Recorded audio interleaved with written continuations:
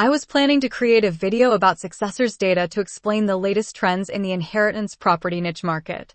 However, I realized from the questions we received that some of you might not be familiar with the structure of a living trust.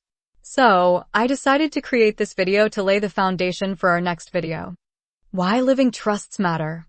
At Successors Data, we track over 3 million active inheritance properties that have not yet transferred title.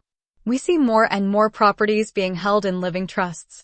Therefore, if you work in the inheritance market, it's imperative to learn the basic structure of a living trust, also known as a land trust.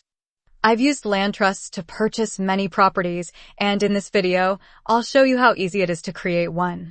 So, let's walk through this educational video together. History lesson: the origin of living trusts. Do you know the origin of living trusts? The concept of the living trust has its roots in medieval England. It was developed as part of the law of equity, which arose in the courts of chancery. This body of principles sought to correct the strictness of common law by recognizing a split between legal and beneficial ownership. The legal owner, known as the trustee, was entrusted with property for the benefit of another person, the beneficiary. Medieval England. In the 1400s, noblemen in England used living trusts to prevent the king from confiscating their property. They placed their assets into a revocable living trust to protect their property from being seized by the crown, even if they lost their freedom or lives. First living trust in America. The first revocable living trust in the Americas was created for Francis Fauquier, the Lieutenant Governor of Virginia, in 1765. This trust ensured that his family would not have to go through probate to access his assets upon his death. Modern use of living trusts. Living trusts have since evolved into a popular estate planning tool, allowing individuals to manage and distribute their assets while avoiding the probate process and maintaining privacy.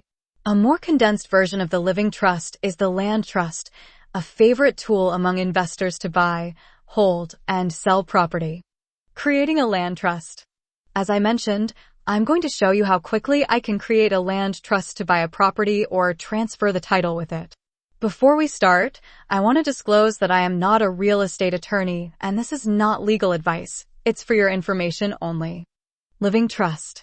A living trust is a legal arrangement created during an individual's lifetime to manage and distribute their assets. Here's how it works. Creation. The person who creates the trust, known as the grantor, transfers ownership of their assets into the trust. Management. The grantor appoints a trustee to manage the trust.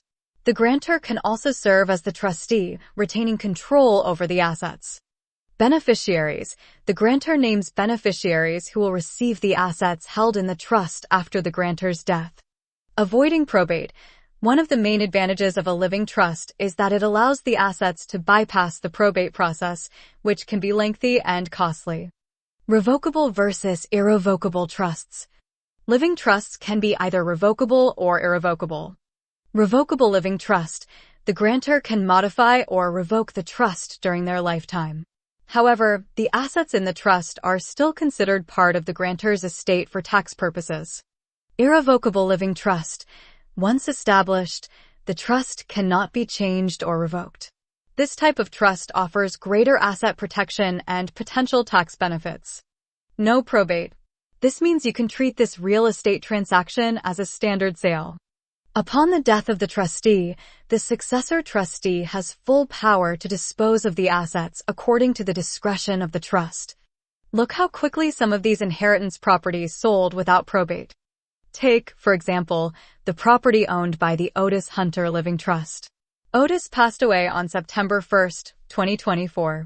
The successor trustee was able to sell the property in just 3 weeks, compared to over a year in probate court in California.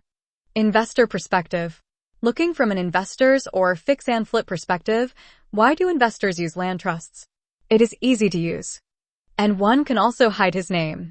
For example, if I'm buying a lot of properties in an area and don't want my competitors to track my deals, I would take advantage of a land trust to hide my personal identity.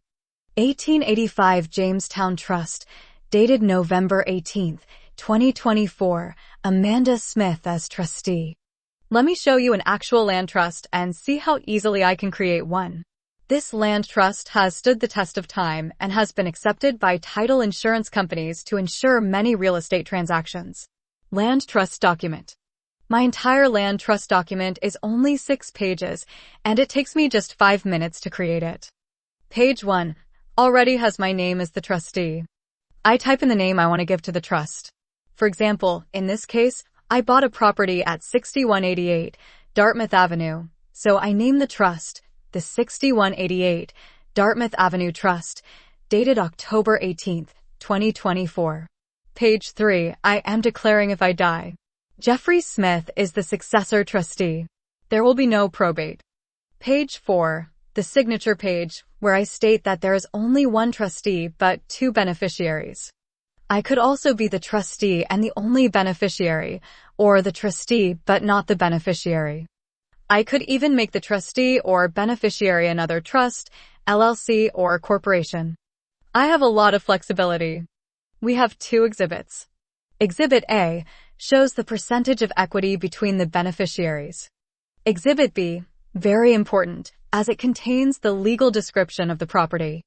Notice that the trust itself is not notarized. But when I sell the property, the escrow company or title company will have me fill out a document called the Certificate of Trust. In this document, I declare that I am the only trustee or the settlor of the trust. I provide the name of the trust, my tax ID, check the box that this trust is revocable, and finally, I have it notarized. There you have it. I hope this video helps you understand the basics of living trusts and land trusts. Stay tuned for our next video, where we'll dive deeper into the inheritance property niche market. If you enjoyed this video, there are plenty more at leadcruncher.com, where we now host successors' data records. Thanks for watching and have a great day.